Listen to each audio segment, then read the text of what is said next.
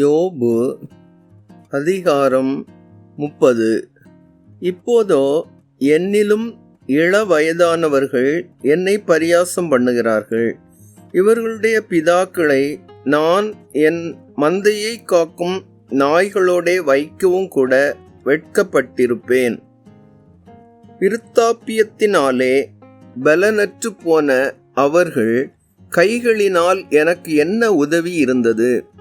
குறைச்சலினாலும் பசியினாலும் அவர்கள் வாடி வெகு நாளாய் பாழும் வெறுமையுமான அந்தர வெளிக்கு ஓடிப்போய் செடிகளுக்குள் இருக்கிற தழைகளை பிடுங்குவார்கள். காட்டு பூண்டுகளின் கிழங்குகள் அவர்களுக்கு ஆகாரமாயிருந்தது.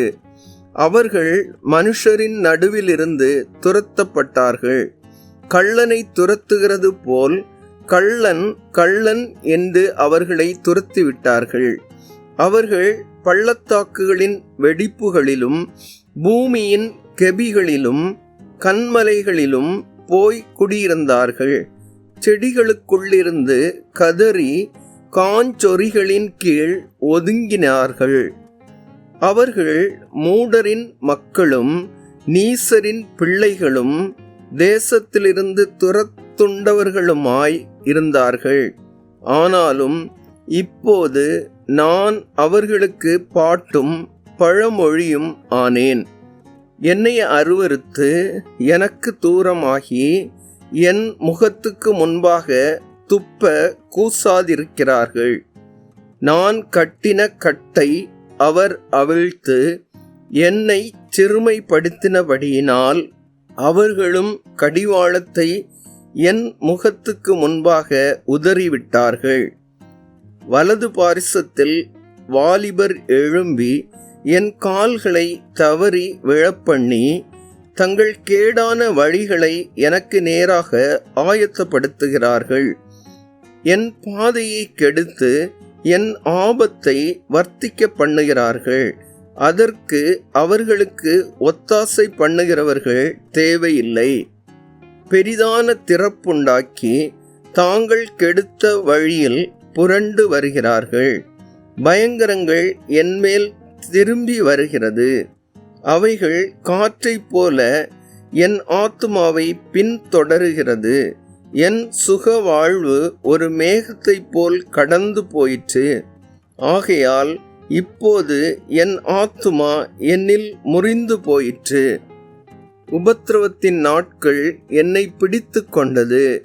ராக்காலத்திலே என் எலும்புகள் துளைக்கப்பட்டு என் நரம்புகளுக்கு இளைப்பாறுதல் இல்லாதிருக்கிறது.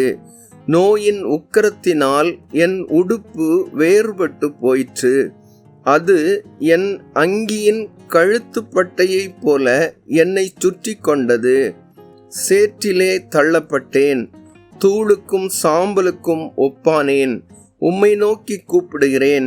நீர் எனக்கு மறு உத்தரவு கொடாதிருக்கிறீர். கெஞ்சி நிற்கிறேன். என்மேல் பாராமுகமாய் இருக்கிறீர். என்மேல் கொடூரமுள்ளவராக மாறினீர். உம்முடைய கரத்தின் வல்லமையால் என்னை விரோதிக்கிறீர். நீர் என்னை தூக்கி என்னை காற்றிலே பறக்கவிட்டு என்னை பயத்தினால் உருகி போக பண்ணுகிறீர். சகல ஜீவாத்துமாக்களுக்கும் குறிக்கப்பட்ட தாவரமாகிய மரணத்துக்கு என்னை ஒப்பு கொடுப்பீர் என்று அறிவேன். ஆனாலும் நான் யாதொருவனை அவன் ஆபத்திலே தவிக்க பண்ணினதும் துன்னாளை கண்டவனுக்காக நான் அழாதிருந்ததும் எளியவனுக்காக என் ஆத்துமா வியாகுலப்படாதிருந்ததும் உண்டானால் அவர் என் மனுவுக்கு இடங்கொடாமல் எனக்கு விரோதமாய் தமது கையை நீட்டுவாராக. நன்மைக்கு காத்திருந்த எனக்கு தீமை வந்தது. வெளிச்சத்தை வர பார்த்து கொண்டிருந்த எனக்கு இருள் வந்தது. என் குடல்கள் கொதித்து அமராதிருக்கிறது. உபத்திரவ நாட்கள் என்மேல் வந்தது. வெயில் படாதிருந்தும் நான் கருகருத்து திரிகிறேன். நான் சபையிலிருந்து எழுந்திருக்கும் போது அலறுகிறேன். நான் மலைப்பாம்புகளுக்கு சகோதரனும் கோட்டான்களுக்கு தோழனுமானேன். என் தோல் என் மேல் கருத்து போயிற்று, என் எலும்புகள் உஷ்ணத்தினால் காய்ந்து போயிற்று. என் சுரமண்டலம் புலம்பலாகவும் என் கின்னரம் அழுகிறவர்களின் ஓலமாகவும் மாறின.